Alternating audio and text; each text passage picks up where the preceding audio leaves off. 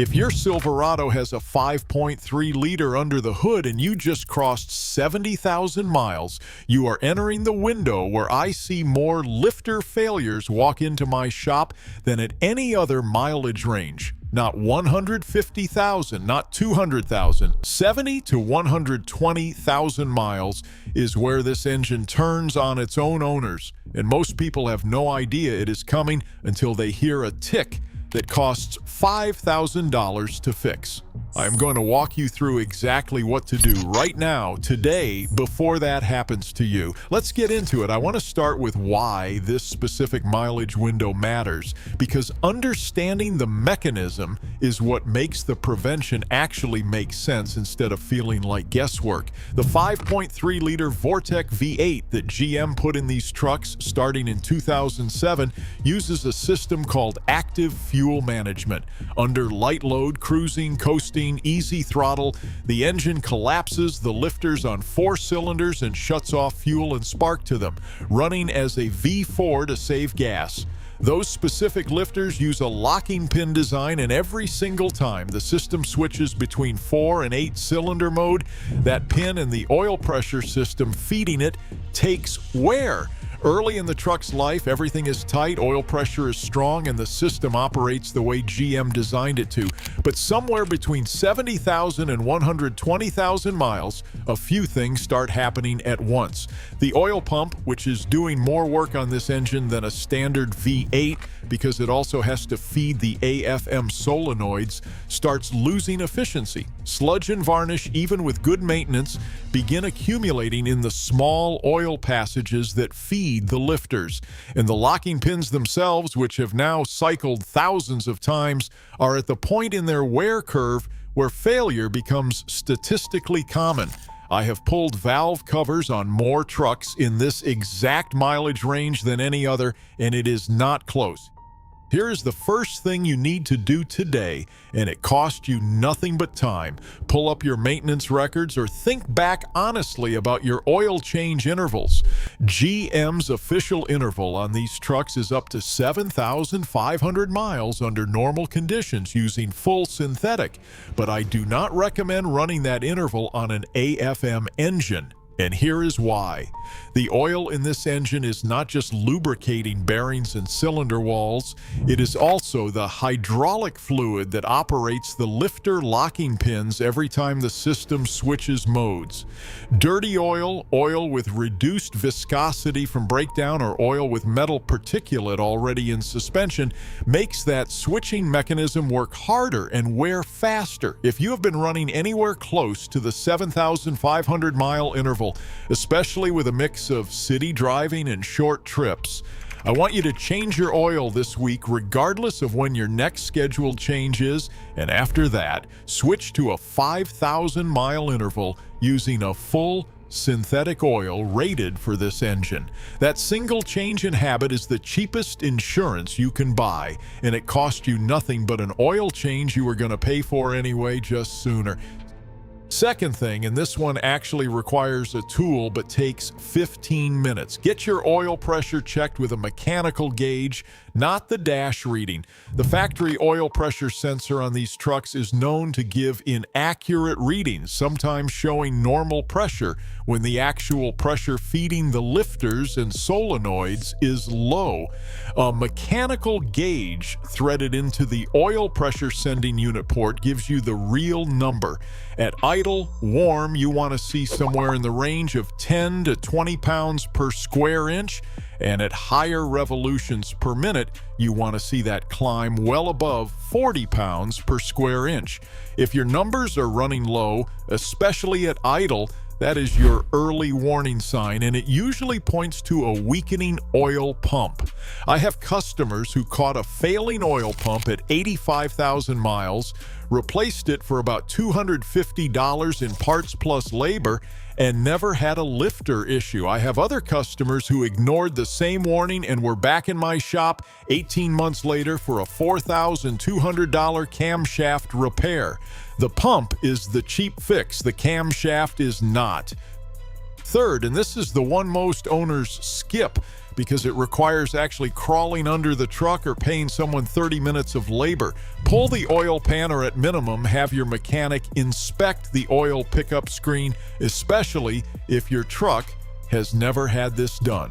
On these engines, the screen sits at the bottom of the oiling system and catches debris before it reaches the pump.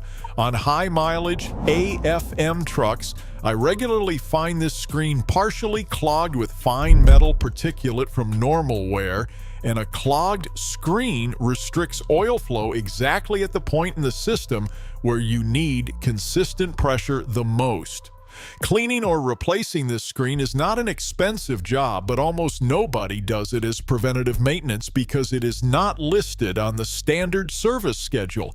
At 70,000 to 100,000 miles, I consider this one of the highest value inspections you can do on this specific engine because it tells you two things at once: whether debris is already accumulating from early wear and whether your oil flow is currently restricted. Fourth thing, and this is the one that generates the most questions, so let me be straight with you about it. There are aftermarket devices, plug-in units that connect to your OBD2 port that block the signal telling the engine to switch into 4-cylinder mode. With one of these installed, your truck runs in 8-cylinder mode permanently. The locking pins never disengage, and the specific wear mechanism behind most AFM lifter failures stops happening.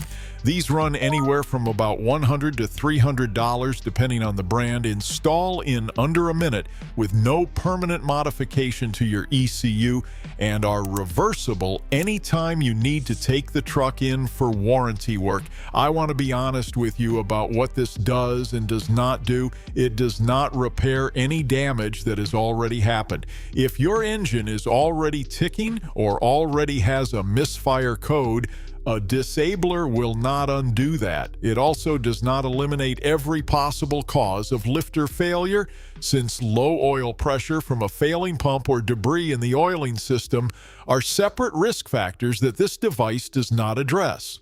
What it does do is remove the AFM cycling stress entirely going forward, and paired with the oil change interval and the pressure check I already mentioned, it is the most complete prevention package available for this specific engine. Expect your highway fuel economy to drop somewhere between 0 and 3 miles per gallon with one of these installed, and expect city driving and towing to be largely unaffected or even slightly smoother, since you eliminate the transition lag between 4 and 8-cylinder mode. Fifth, and this is simple but it matters, listen to your engine on cold start every single morning for the next few weeks. Actually, listen, not just start it and walk away. A brief tick for a second or two on cold start before oil pressure builds is normal on high-mileage engines and nothing to worry about. A tick that continues past a few seconds, gets louder under load, or is followed by a check engine light or a misfire code is your engine telling you a lifter is already in trouble. Catching this within the first day or two, instead of driving on it for a few weeks because it does not sound that bad, is the difference between replacing one lifter for around $1,200 and replacing a camshaft along with several lifters for $5,000 or more, because metal from a failed lifter travels through the oiling system and starts damaging everything else it touches. If you do all 4 of these things, tighten your oil change interval, verify your actual oil pressure with a mechanical gauge, get your pickup screen inspected, and either install a disabler or at minimum stay hyper alert to any ticking noise, you have done everything within reason to protect this engine through its highest risk window. None of this is complicated. None of it requires a shop visit that costs more than a couple $100s total. What it requires is doing it now at 70,000 miles while your engine is still healthy, instead of waiting until a mechanic like me is showing you a dipstick covered in metal flakes and giving you a repair estimate that makes you sick to your stomach. I see this exact scenario play out every single week.